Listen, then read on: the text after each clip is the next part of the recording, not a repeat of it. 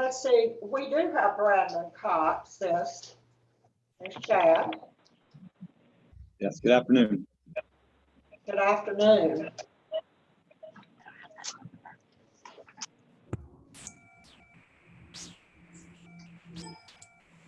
Whose number ends in 3556? Cox, this. Frank Bowman. That's Frank Bowman. Yes, good afternoon. Good afternoon. When you come on, if you'll just introduce yourself, that way we'll know if there's Mendel. Hi, it's Number Cheryl. ends in 3556. Cox, this. Frank Bowman. That's Frank Bowman. Yes, good afternoon. Good afternoon. When you come on, if you'll just introduce yourself, that way we'll know if there's Mendel. Jim Egan, I'm on. Okay, Jim. Joe Gashowski. Kathy Wise. That's Frank Bowman. Yes, good afternoon. Jonathan Fussell. When you come on, if you'll just introduce yourself, that way we'll know if there's Mendel. Ray Sessions. Jim Egan, I'm on. Okay, thank you. Joe Gashowski. It's the YouTube video that you have planned. Kathy Wise. Jonathan. Mark McDowell. It's the other E. Okay, thank you, Mark. Howdy, Mayor. It's Billy McGonigal, the Best Western. Hey, Billy. Thank you. Yes, sir. We're gonna cross out my first meeting.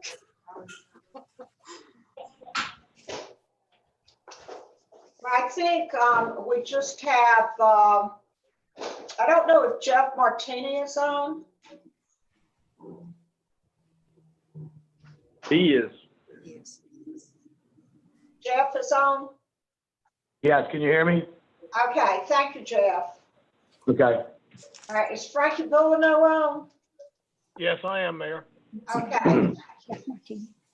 Well, I think that just about has everyone that is on the task force. First of all, I want to say thank you for taking your time out of your day today to join us. Thank you for being willing to serve on this task force. Our city council is concerned about the short-term and the long-term economic impact of this pandemic to our businesses. And we believe that it's beneficial for us to establish a forum for various entities and organizations with ties to the hospitality, tourism, and small business community, as well as residents in our community, to assist in the recovery of the aftermath of the epidemic. So therefore, last night we did vote to form this group. What I'd like to do at this time is just call your name, and if you will just tell us what type of business that you're representing for us, it will help. We have several people listening in today. Some of the media is listening in to our meeting today. So it would be very helpful as we identify ourselves and what type of business or entity that we are representing. I'll start with Mendel Bell. Mendel Bell Touch Med Spa. We have a medical spa right here in North Myrtle Beach, and also Southern Tide Media, an interactive marketing agency. Okay, thank you. Frankie Bullino. I'm in the retail business in North Myrtle Beach. Thank you. Brandon Cox. Thank you, Mayor. I'm the Vice President of Operations at Elliott Beach Rentals, and we're in the accommodation industry. Okay, thank you. Jim Egan. Myrtle Beach Seaside Resorts, representing Prince Resort, Vista Resort, and Seaside Resort in North Myrtle Beach. Okay, thank you. Jonathan Fusel. I'm with Duplin Winery, and I guess for hospitality industry, we just like to have a good time in your city. All right. Joe Gawaski. Joe Gashowski, and I'm with Barefoot Resort. I am the treasurer of the Barefoot Joint Committee. Okay, thank you. Chad Hatley. Yes, I'm Chad Hatley, and I'm in the hotel business in Myrtle Beach in the development business. And also I'm here on behalf of the GSBA, Grand Strand Business Alliance. Okay, thank you. Cheryl Kilday. Good afternoon, Cheryl Kilday. I'm with the North Myrtle Beach Chamber and CVB here representing the community. We have Mike Mahaney. I think everybody knows I'm the city manager. I'm the mayor's left hand. Jeff Martini. Good afternoon, Mayor. Restaurants, Midtown Bistro, Bar 1912, and Coconut Tiki Bar. Thanks for having me. Thank you. Mark McDowell. Yeah, Mark McDowell. I work with South Atlantic Bank in the commercial lending division and also on Captain Archie's Bar and Grill. Thank you. Billy McGonigal. Hi, Mayor. First, I want to thank you for bringing us all together to get our businesses up and running. We've got the Best Western Ocean Sands and Happy Beach End, and we're ready to get open. Okay, thank you. Ray Sessions. Ray Sessions, yeah. Good afternoon, Mayor. Tillman Insurance in North Myrtle Beach, obviously insurance and financial services. Thank you. And Kathy Weiss. Good afternoon, Mayor. It's a pleasure to be part of this committee, and I am the president of the Tidewater Plantation Community Association. Okay, thank you. Thank you very much. We have all your phone numbers. We have all your emails. I think they're all correct. If you miss getting any emails or any phone calls, just let us know if you hear it from someone else. But I think everybody was contacted okay on the first meeting. The first thing I want to do is, as you all know, we took a big step yesterday, and we voted, the council voted our beach accesses and our beach public parking. So I have asked Mr. Mahaney if he will give us an update of how that is going today. That's going very smooth. The average at 1 o'clock was 10 cars per parking lot. There was no problem as far as social distancing or large crowds. Matter of fact, I had a strategic shot of a local golf course that actually would show more people in on the golf course than I could get from the beach shot. So it's going very well. They're spread out and no problems. May I ask a question? Yes. This is Kathy. You opened the public bathrooms as well. Is that right, Mike? That is correct. Everything's open, showers, restrooms, etc. And we have staff that are sanitizing them a number of times during the day. There's also soap and the wash basins. What we're doing is we're putting bar soap because when we put the soap, they tend to disappear. Thank you. Okay. Does anyone have any other questions for Mike concerning the opening of the beach? Well, we've got a good start, and hopefully that the citizens in the city, as well as the surrounding areas that have come down to our beach, will continue to social distance and take care so that we can continue to leave the beaches open. What I'd like to do is go over the purpose of the purpose, power, and duties of this organization. This task force is established solely for the purpose of advising the City Council on issues related to an economic recovery in the city in the aftermath of the COVID-19, including but not limited to identifying resources such as grants, loans, and other financial assistance available to businesses in the city of North Myrtle Beach. The establishment of public outreach and information programs and recommendations regarding possible city council action that will aid with such economic recovery.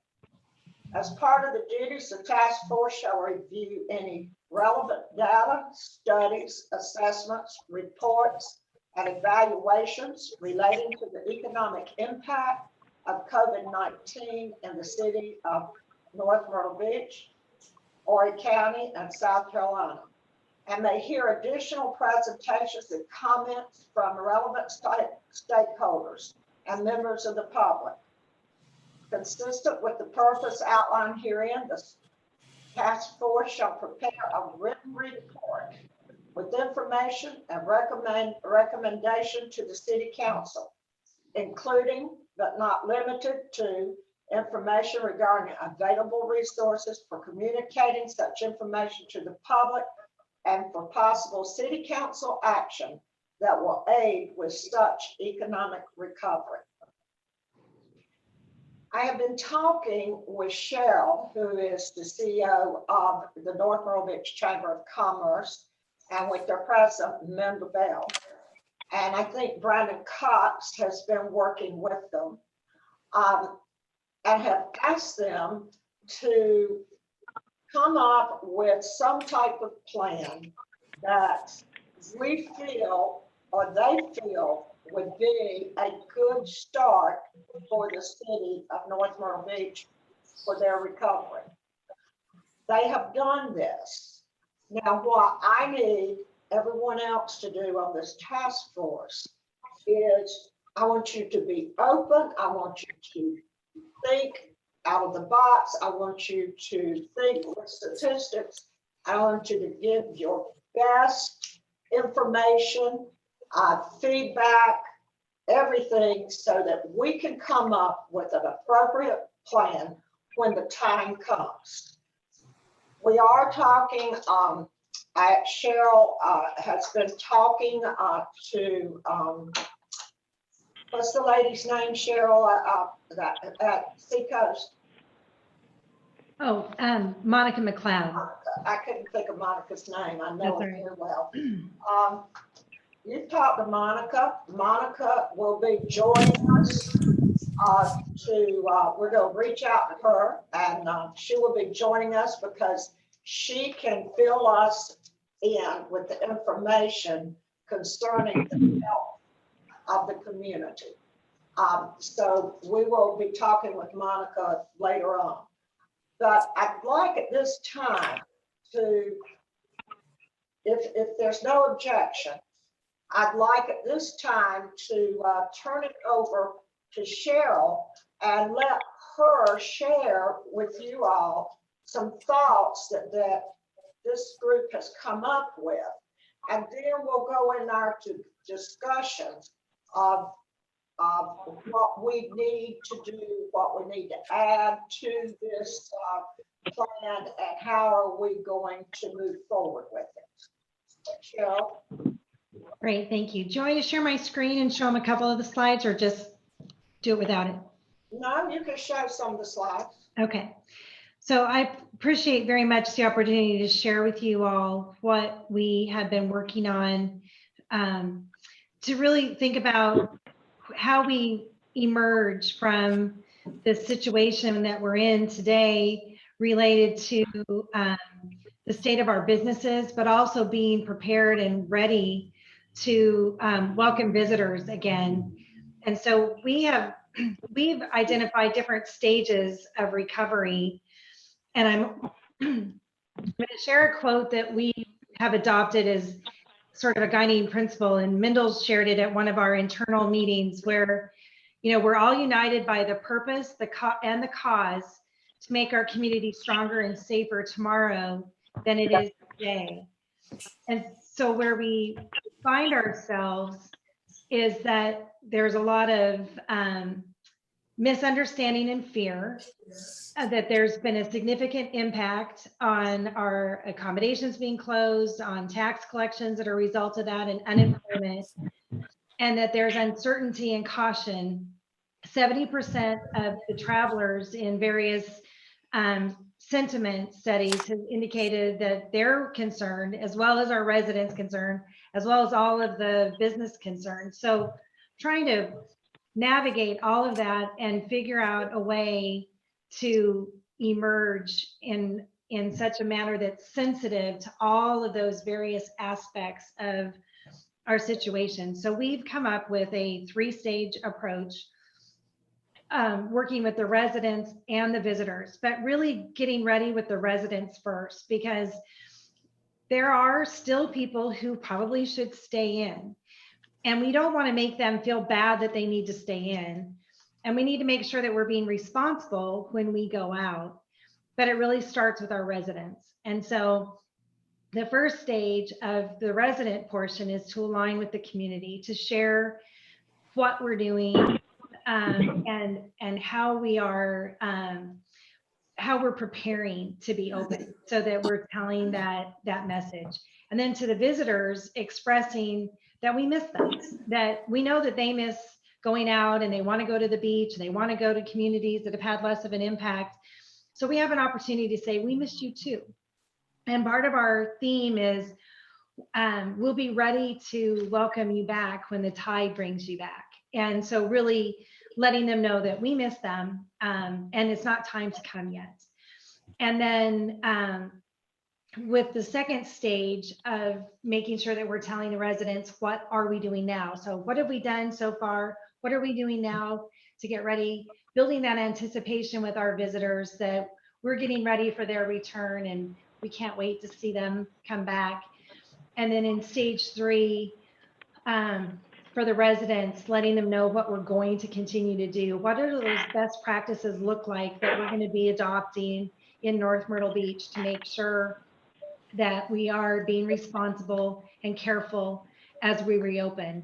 It's not like we're going to have a declaration and say, okay, everybody's open tomorrow. We really want to make sure that we're working up to that point and that we're preparing so that we can share that message, put a face to a name. You know, when people's made the expression of you're choosing the economy over lives, the economy is lives. It's that business owner that has had to close down. It's those people who are unemployed today because of the situation with some of the closures. And we want to make sure that we understand that we're people that are being impacted by this, and we don't need to choose, you know, in such a hard and fast way that people can't get out and about, but some people should still stay in. So how we're working on through all of that is part of this plan. And then finally be able to get to that point of invitation that we're ready, we're prepared, we've gotten our community ready for you to come back and to invite visitors to come back. And part of what we know from research is that people are going to choose where they go based on how much of an outbreak there was, how their community dealt with the outbreak, and they want smaller communities. So those are good things for us, but not if we do it in such a way that it overwhelms us. So we've got to make sure that we're very careful and deliberate and thoughtful about how we prepare for that reopening and what that looks like. So one of the things that the chamber is doing is having a series of business sector meetings to talk about what does that look like? What do we need to do? And then how do we tell those stories so that people see that it's real? That it's not just, you know, I'm just a person speaking on behalf of the chamber, right? We want to see the Jeff Martinis and the Frank Bolanos talking about what their businesses are doing to prepare for the return of visitors when we get to that point. But what are we doing in the meantime for customers, and being able to tell that so that it becomes real and meaningful. So that's part of our stage approach. And we've got a lot of other components, but I really think this summarizes it. I'm happy to answer any questions. And Mayor, if you want me to go further into detail, I can as well. Okay.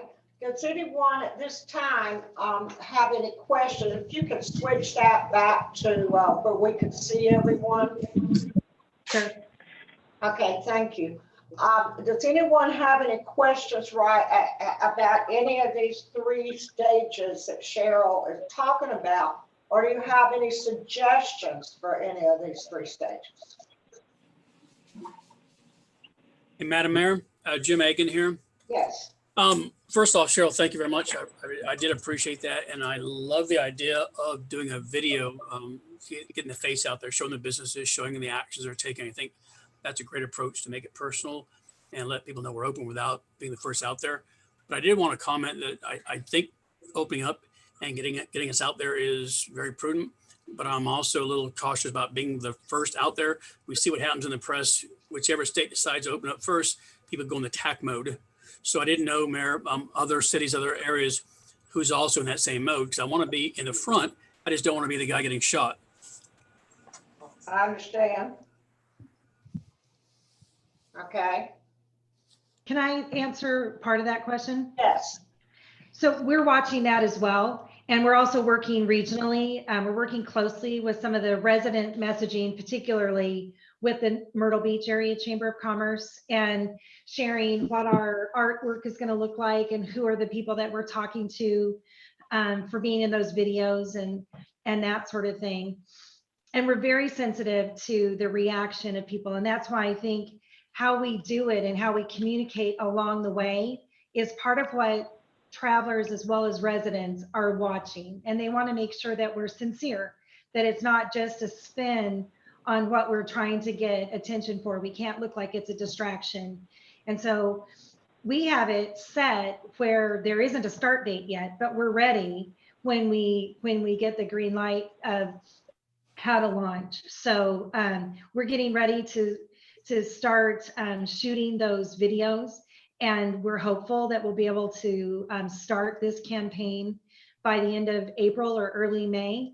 And if we have to move it a week at a time, we can, depending on what the reality is.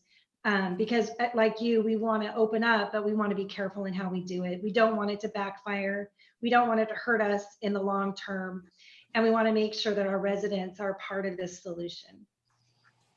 Okay. Is there anyone else that has any comments?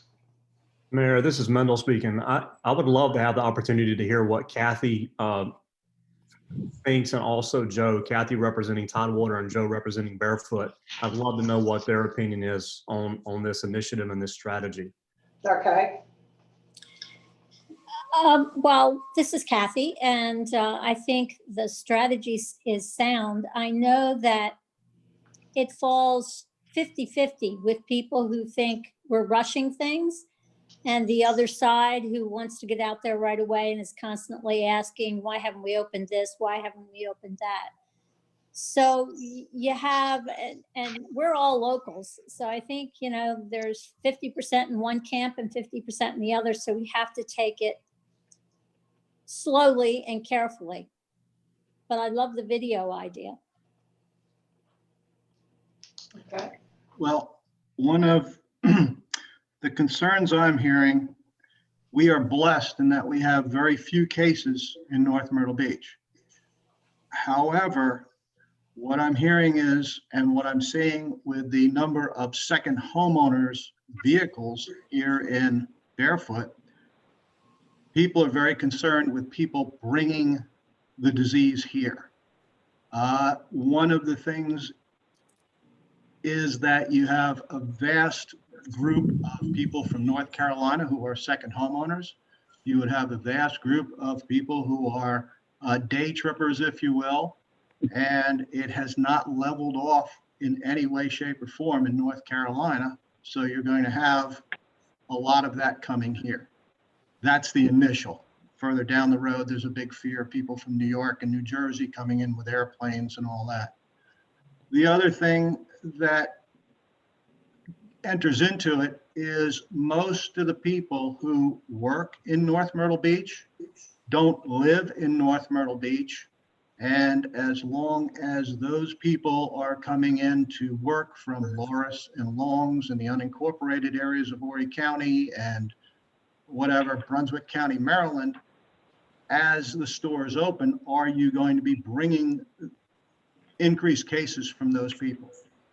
So those are the fears I'm hearing from the people that I talk to in Barefoot, and as well friends of mine in the Little River and Longs area.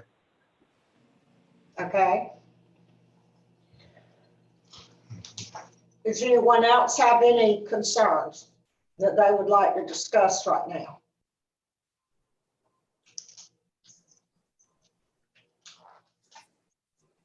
No other comments.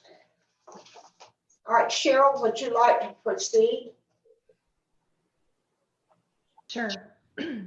So, you know, we're really looking at what kind of things we're going to need to do to be prepared to open and be able to tell our citizens so that they are aware of how we're, you know, the literal steps that we're taking. So it would be great if we could think through like what some of that would look like and how best to go about doing that. You know, like I said, we're having a series of meetings, but it would be great to hear from you all on what you think some of that might look like and some resources that we might need to look at for some of that, because the National Association of Restaurants doesn't have a standard yet.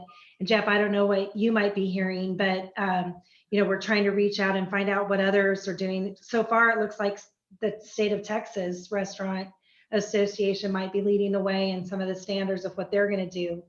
But those things matter in how we prepare. I know Brandon is actively working on behalf of Elliott on creating a sort of a post-COVID-19 practices and what that looks like. And those are stories that we want to tell to convey the message of preparedness, but we also need to make sure that we're setting an expectation that our businesses are taking those steps.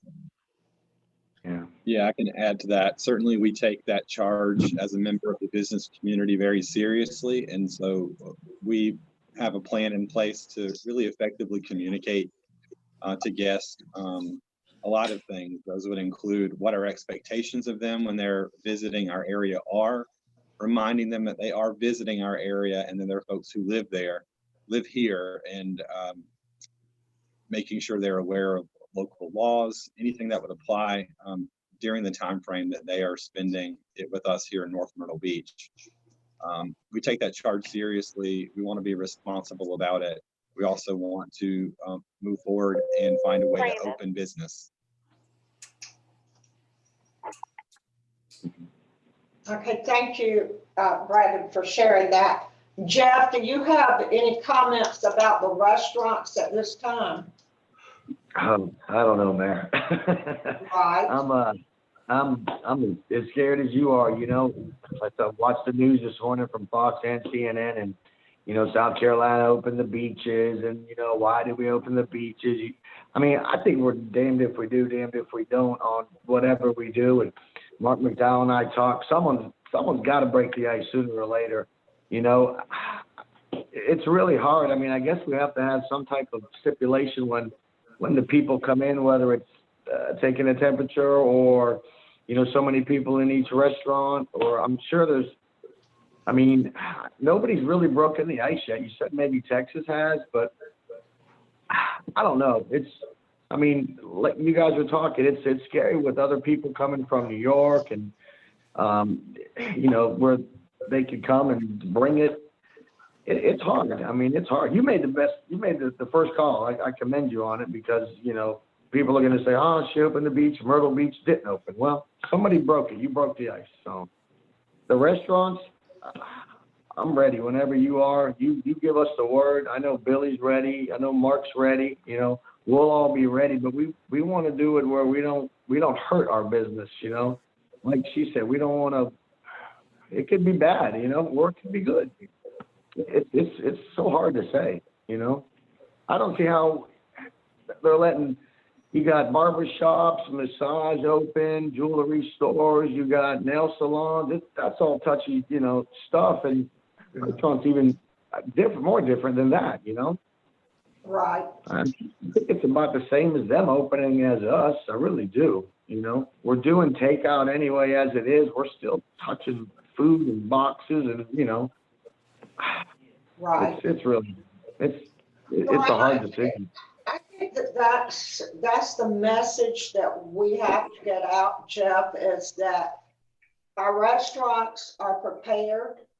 They have taken extra precaution of maybe distancing their tables a little more. We got to tell our story. We've got to tell people what we have done in our city to prepare for them to return. Yes. Mayor, I'd like to add to Jeff's comment. I think we all are concerned about the virus and the environment that we're in. We're also compared to, we're worried about our families, we're worried about our neighbors. The biggest thing that we can do, we're not going to be able to lock up for a year and this virus is just going to disappear. As you look throughout the world, the communities that got back in business and started moving forward, they've got protocols. And we can look at a variety of countries that have done it successful because they've gone through this situation. I think our biggest thing that we can do is create protocols that make the environment as safe as possible. And also, that we share those messages that we need proper social distancing. Right. We need to be smart. And, when we close up the beaches, we were responding to 15-year-olds hanging out on the beach and not doing proper social distancing. I think hopefully we woke everybody up and understand the beach is a good spot, like walking around our neighborhood's a good spot. We just want to make sure that people understand, and let's try to find some practices that are best practices to keep people as safe as we can. That's a good point, Billy. Does anyone else have any comment at this time? Well, this is Kathy. The one criticism I've heard is in general for the state of South Carolina is the guidelines set by the federal government were to have 14 days of declining new cases.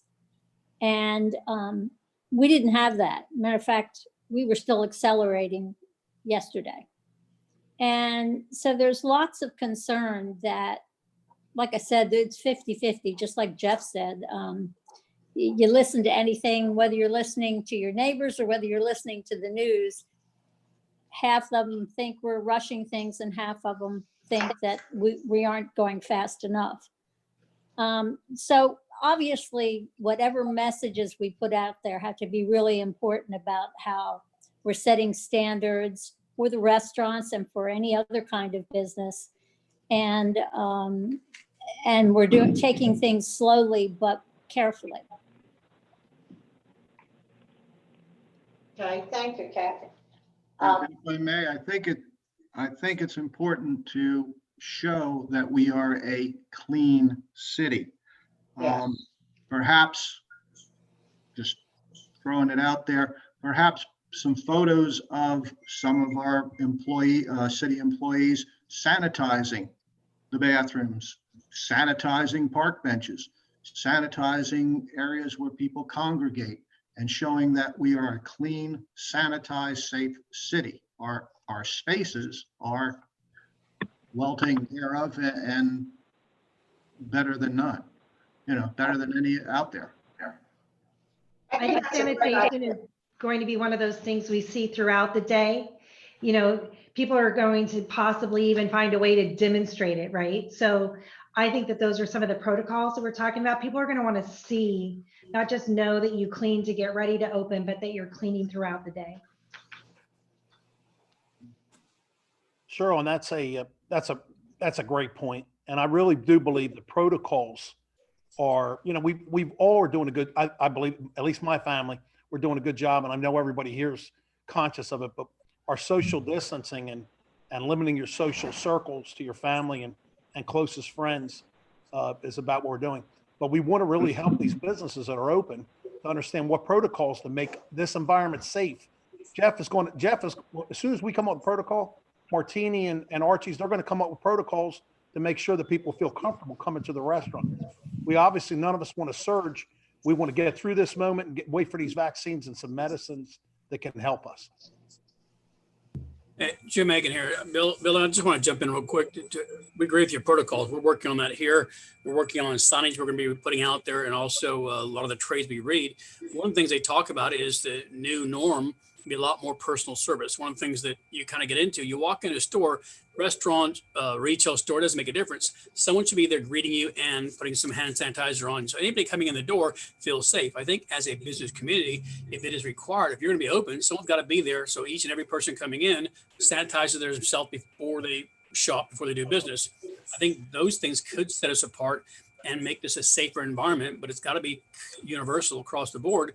That if you're going to be open, there are certain protocols that what Bill said must be in place. So it's a requirement. Any business that opens up in North Myrtle Beach must follow these procedures. And I think that's what's going to get us, I hope, over the hump. At least that's what we're doing internally to make a difference. This is Chad. I have a quick question for the city. Have you guys discussed yet any type of protocol for reopening the facilities like City Hall for the general public comes back in? Have y'all taken any steps towards discussing that yet? We've had some discussions on that, and but it's not anything that I want to put out there publicly at this time. I got you, because it's going to be important too. Of course, the city's saying when we do decide to reopen things, it's not going to look good if you go to City Hall and the door's shut, but please come spend money. Right. Well, I think you'll go through a number of stages that will start, whether it's from the president or from the governor, before we get to that point of reopening City Hall. We have 4 cases of coronavirus in the city of North Myrtle Beach. We have no positive tests in the 600 employees that we had before we laid off 200. And we want to keep it that way. There's many things that you can do along those lines, and some of them are fairly intrusive. I mean, you can stick a thermometer in every employee's ear as he comes to work every morning, and put it on a log and take it at the end of the day, and that sort of thing. So we're evaluating a lot of things, but it's a day-by-day decision based on what happens in the city of North Myrtle Beach, what happens in Horry County, and what happens in the state of South Carolina, and then really regionally, as far as the second wave and the third wave and that sort of thing. I think that you can be assured that the City Hall itself and the public buildings will be very clean. They're constantly being cleaned now, even though we're not open. They are constantly being cleaned. And we will be set up to where people can sanitize their hands when they start coming back in and that type of thing. So we're going to be very cautious when we open up to the public. And I would encourage you, let me just give a little bit more specific example of the sort of things we're doing, because many of you that are in the restaurant business or whatever need to be thinking along those same lines. For instance, in the gyms at the Family Aquatic, there are now X's on the floor that are 10 foot apart because we decided to go 10 rather than 6. So for instance, when the Zumba class comes in, they know that you've got to be on an X, okay? So that you have that distancing. And all the classes will be limited. In other words, we've calculated the aerobics room, and we know how many people we can safely put in there.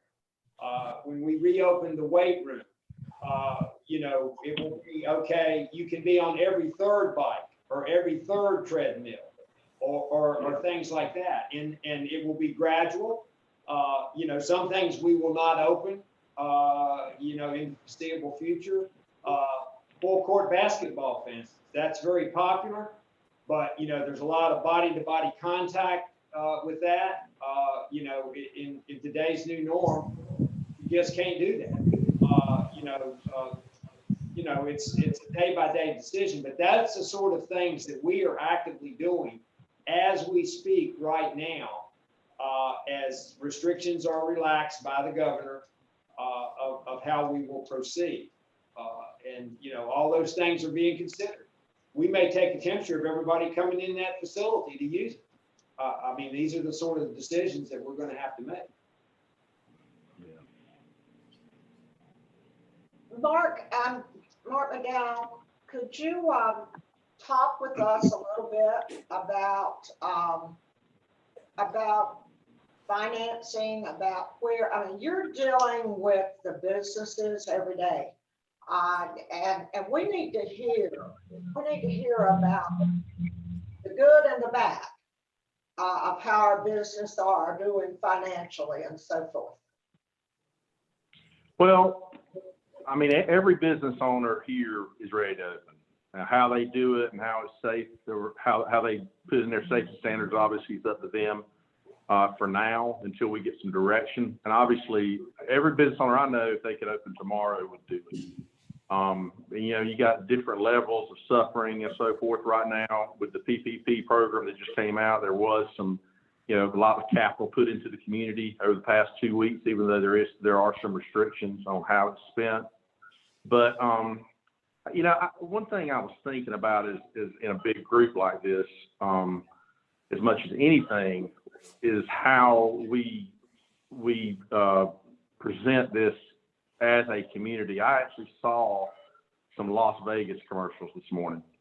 They were very vague about what they had planned to do, but you know, it was obvious that they were already thinking like we are right now. But as far as financials and things go, you know, the banks are working with businesses to defer loan payments and do other things to help in the short term. But we all know that it is only designed for short-term relief, and we've got to get back to work, because for every week, and even here, for every day that goes by, it becomes tougher. You're exactly right, Mark.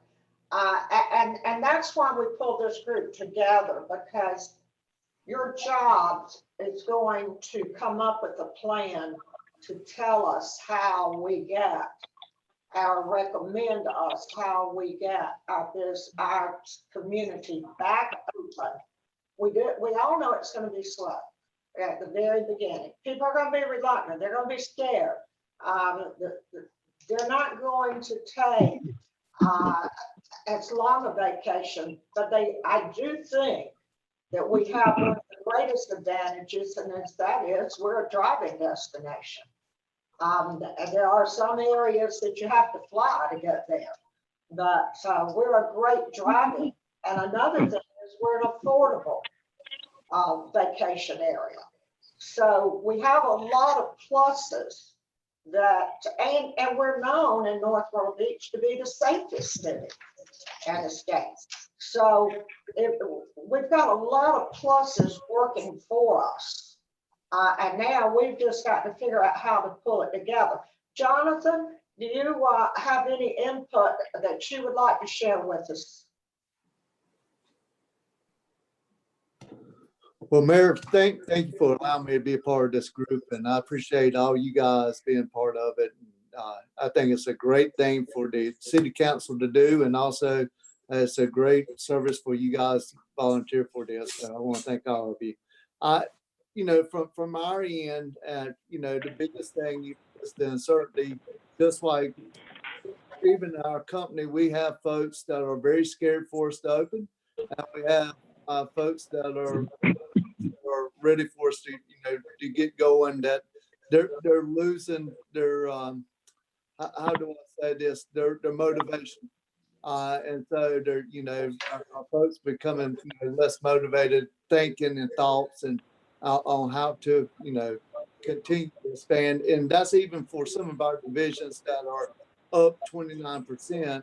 They're still the motivation there where they're sitting still so much. They've lost a lot of that. But I think, you know, for me, you know, really speaking for myself, I think the biggest thing is what kind of message that, you know, when we make this decision, how is the best way for us to work together to be able to promote the message in unity, to be able to support the community of North Myrtle Beach and how we're going to move forward.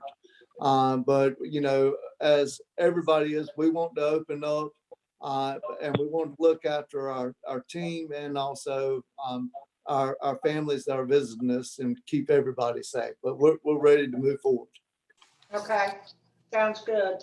Have I heard from just about everyone? Ray Sessions, the insurance, I know you're hearing.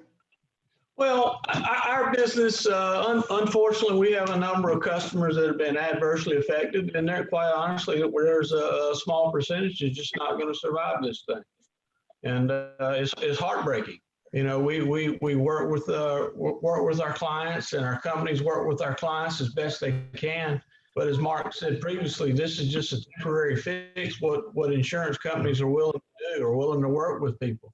So it's just a tragic thing. I'm grateful to hear that the proactive approach that the city is considering with all these folks, and you know, a measured approach to getting our city open in a controlled environment. And I think that's the most positive way to go.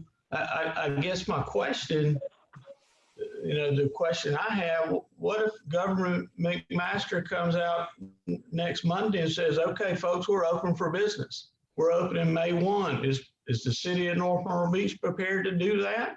Or are we going to take our time and implement these measured ideas that a lot of folks have been talking about this afternoon? I guess, you know, a little curious how we're going to work with the governor, or we're going to have a delayed approach, or kind of what our tentative game plan is. Well, I will tell you this. The city's order runs out on April the 30th. And the governor's order of short-term rentals supersede the city's. And so we will not renew ours because the governor, we can't supersede the governor's orders. So I'm sure at this time, we're just gonna wait and see what the governor decides to do. And of course, you know, he's formed a task force to accelerate South Carolina. And a lot is going to depend on the recommendation of that committee. So we will be working. I'm on that committee. I have been appointed by the governor to serve on that committee. It's an honor for me to do so. I'm going to represent Horry County, the beaches along in Horry County, to the best of my knowledge, to work to get us open as soon as possible, but to make sure that it's safe and it's the proper thing to do. Thank you. Hey, Mayor. Yes. Who's speaking now? It was. I'm sorry. Was it Jeff? Yeah, that was me. Can you hear me, Mayor? Now I can. Mm-hmm. Okay. The only thing I was going to add, Mark and I were discussing earlier, along with Billy, our employees, okay, are getting this $600 a week plus their $200 to $326 on top of that. Exactly. They're clearing $900 a week. And then I don't understand how I'm going to bring them back as a $2.13 waitress. Because I've said, you know, I talked to some of my employees who are like, well, man, can't we wait till this runs out? I'm like, when the governor says go, we have to go.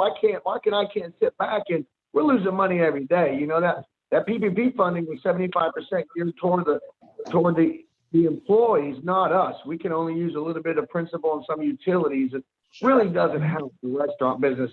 I mean, honestly, it doesn't. It gives us some free labor if we can get them back. And I know once Mark and I talked, if you ask them to come back and they say no, when we file it, it'll stop. They won't get any more of the 600, but then you lose them as an employee.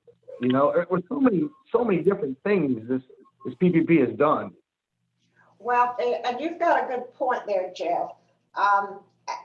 That is something that this task force needs to think about and work on to make suggestions.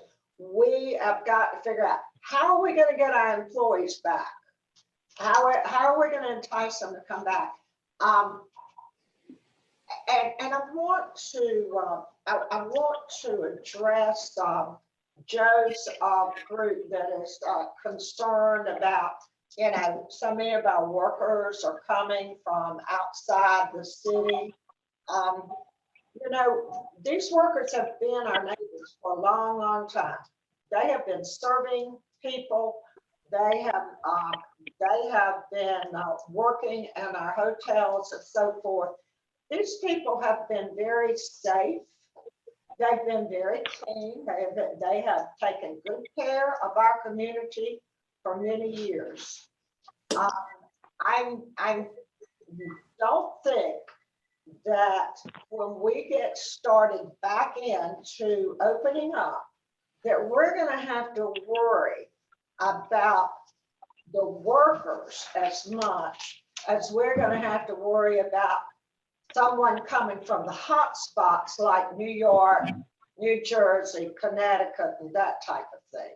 And I'm sure every business is like Jim and Jeff and Billy and all of you and Mendel and Jonathan. I'm sure you all are going to be very, very careful with your cleanliness when you do open back up, and so are all your peers. So I want the people of the community to realize that that these are their neighbors and they have been serving them for a very long time, and they're going to take care of them.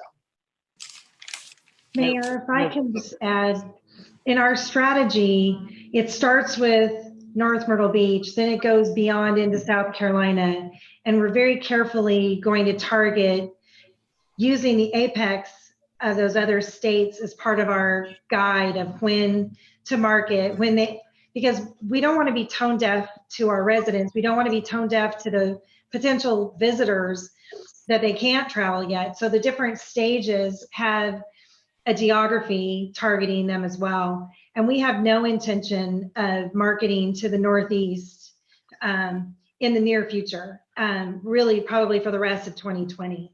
And really looking at a smaller geographic target that again is based on trying to avoid hotspots and that sort of thing. So we can be careful in how we phase our opening. And I think that, I mean, I was honestly a little surprised that it was like announced yesterday that retail businesses could reopen. I'm thinking that we need to have more conversation about what does that look like, and to the idea of having hand sanitation at every doorway, or what are those sort of protocols or standards that we want. So I think we've got to really start thinking through that part. So if in fact some of those declarations expire, that we're either ready or have a plan of when we think we would be ready. Right.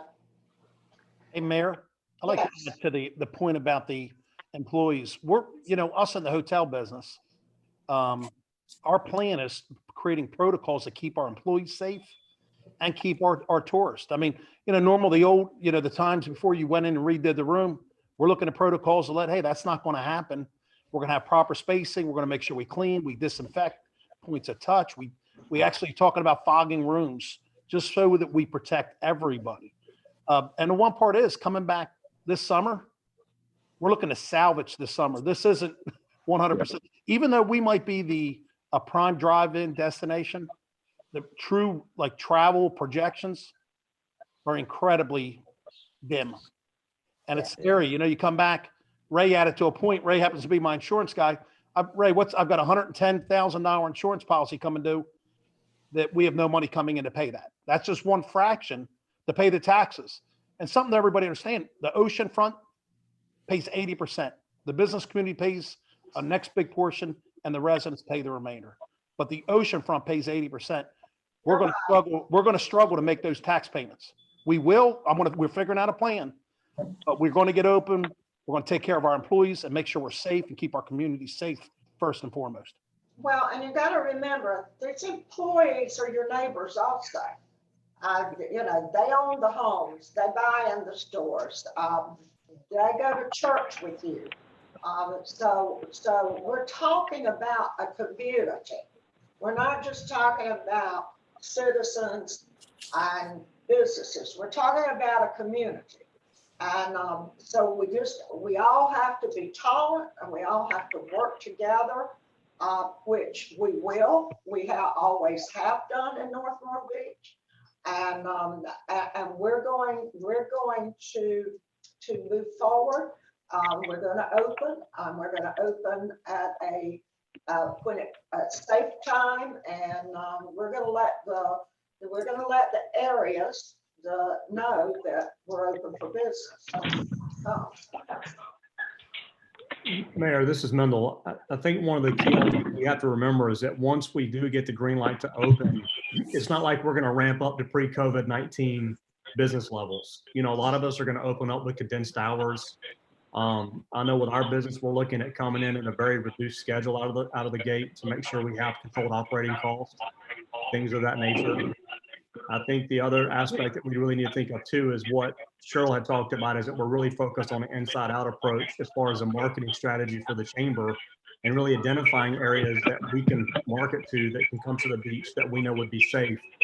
But at the end of the day, the reality is, I don't know where that feedback's coming from. I apologize, it's not from me. But I know one of the things that we're looking at is that if you ask our accommodations members right now what their occupancy rate is for the month of May, they would probably tell you it's anywhere between 10 to 15% if I had to guess. That would be a strict a guesstimate at the time, but we're really, if we open up by May 15th, we're really just at this point trying to protect what we have on the books for this coming summer for our accommodations members, which then would allow our restaurants to you know, have enough business and things of that nature. I mean, it's like kind of the analogy I used the other day. Once we open up our doors, for our area, we're really just trying to put enough gas in the tank to get us to the destination, which would be the next season. Because right at this point, we're all in recovery mode. And that's what we're really focused on as a community and trying to get through that. But, you know, the Chamber's initiative is, as you just mentioned, it's not just about protecting the business interests, it's about the community as a whole and how we can come out of this together as a community. you're so right, Mendel. Yeah. Do we have any other comments at this time? Yeah, Mayor, one quick question for you. You know, on this protocols, just basic protocols for businesses, Yes. the new ones, particularly the new ones that open up. I don't know how we can move in a timely manner, but I think that helps our community in general is coming up with those. Cheryl and Mendel, I do appreciate all your, you know, being proactive on this. And Mayor, your leadership and council's leadership. We do need to have some protocols, basic protocols for opening. If I may, we've got 2 sessions planned this Thursday and 2 more next Tuesday to talk to accommodations, restaurants, and attractions about, because they're the ones that have out-of-state visitors and the larger gatherings of people. So we thought if we started with them and talked about what their protocols are going to look like so that we can gather and then also recommend that would be part of the preparedness that we could share with the community, that these are things that are underway. And I'll send out the schedule to everybody on the task force. So if any of you want to participate, you're certainly welcome. And we're also not just including people who pay dues into the chamber. This is open to any of those businesses that are in those categories, because we are sharing in this recovery and it's not about dues. That's right, Cheryl. This is about our community. It's not about who's a member of the chamber or who's not a member of the chamber.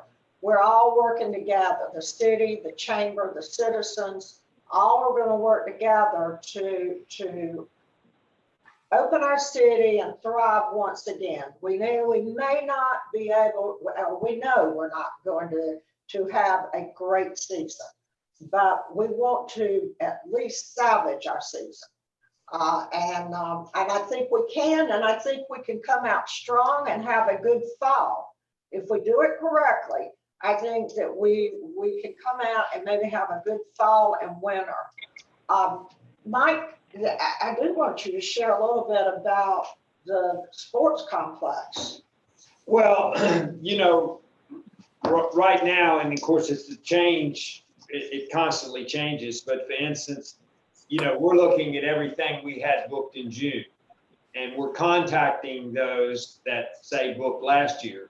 So say if fast pitch softball came last June and had 100 teams, we're in contact with them on a weekly basis saying, okay, what does it look like now?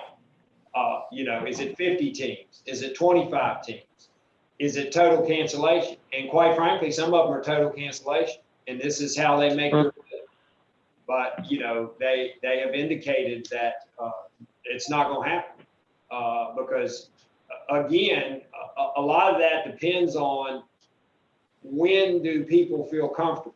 When do the parents feel comfortable coming to North Myrtle Beach, checking into a hotel room that somebody else stayed in last week and letting their child participate, even if it's something like softball or something that's not a contact sport, like basketball. So, we are efforting that because as we do those, we have to adjust our finances, okay? Because we have to try to project what is going to come in, tax, hospitality tax, etc. So, we just downsize that category $1.5 million, but because of the calls we're making. Randy, I don't know if you want to elaborate further on that. Or... No, I think through the whole process where we are right now. And for everyone, this is Randy Wright, our finance director. Where we are at this moment, we're planning day by day. We right now, through the first 20 days of April, we have burned $2.1 million of cash. That's in 21 days. And so we are seeing this coming, and we're looking at, I gave Mike a letter for the governor for us, what we think we're going to lose as of right now through the summer, through, as we come out in September. Right now, we're looking at about a $7 million shortfall in both years, the end of this year and the first 3 months of next year. And we make about 60% of everything we do in June, July, and August. So I've already indicated to council, we might as well just put it out there. If we've hit the stop button on spending $25 million to expand the sports bar, we hit the stop button on the EOC that we were going to build across the waterway. We've hit the stop button on the ocean outfall that was supposed to start up about 17th North. We've hit the stop button on the undergrounding of the electric up in the Cherry Grove section of Ocean Drive, quite frankly, because we have to front the money. A lot of the things that we're getting ready to do, for instance, in a very short time, the paving of Ocean Drive in the Cherry Grove section and the Crescent Beach section will start. But that is not general fund money. That is money that's coming from Ride 3 that we are guaranteed. It's coming from the County Transportation Commission that we're guaranteed. So, we're looking at each project and saying, okay, we know we're going to get the Santee Cooper and reimbursement for this undergrounding or whatever. But, we've removed a number of vacant positions from next year's budget. Again, as most of you are aware, we've laid off about 200 people. We know we're going to have to continue to make adjustments as the situation develops. The difficulty for us, when it's a hurricane, we know it's coming, we know what category it is, we can kind of prepare. The problem is here is, we are constantly adjusting as we have to be able to come out the other side of this. Well, and that leads to the city council is going to have to go back and readjust the budget. And quite frankly, we're so fortunate in our city that we've been able to keep our tax base so low. And the only reason we've been able to keep our tax base so low is because of the wonderful business that we have in our city. Now that business is not here. So I'm afraid that there is going to be a substantial tax increase for all residents in our community.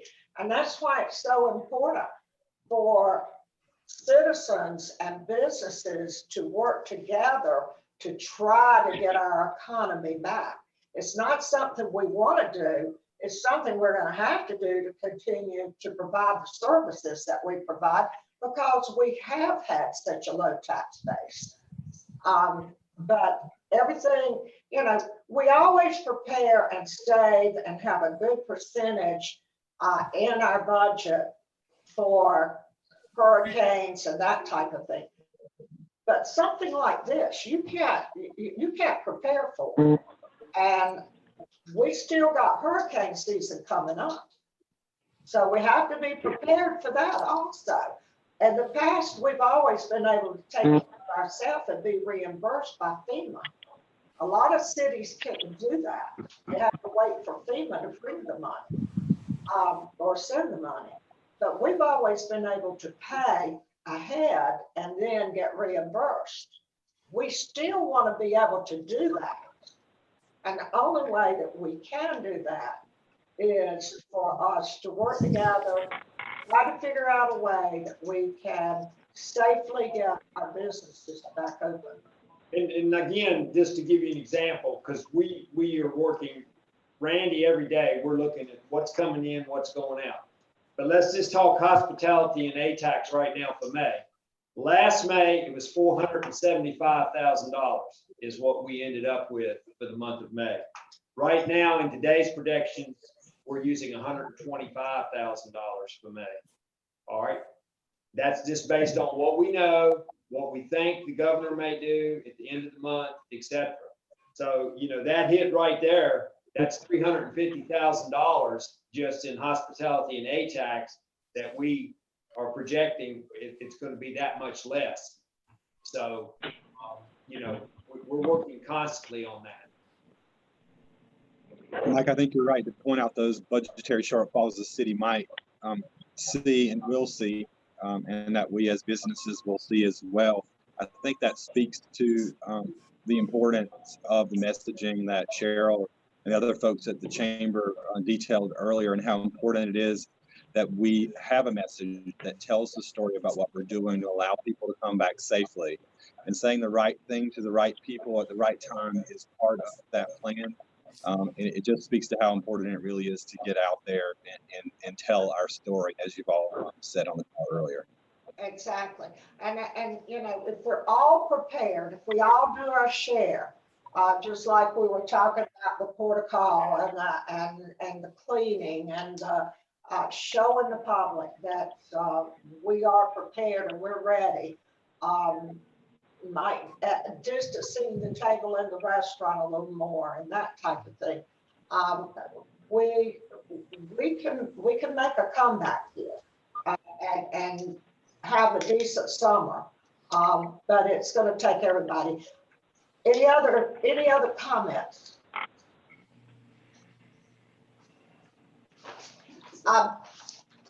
What I would like in our resolution, we have to have a chairman of this task force, and that is the chairperson is left up to this group to decide who you would like to appoint to be your chairperson.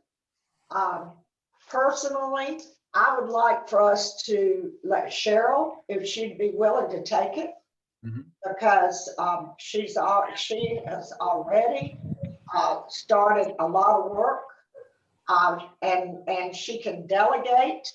She's good at delegating, and she will be asking every one of you to do your share of discovery of different issues, whether it's finance or whatever. And Cheryl, would you be willing to do something like that? I would be. It would be my honor. Okay. Does anyone have any objections, or anyone else want to step up and offer?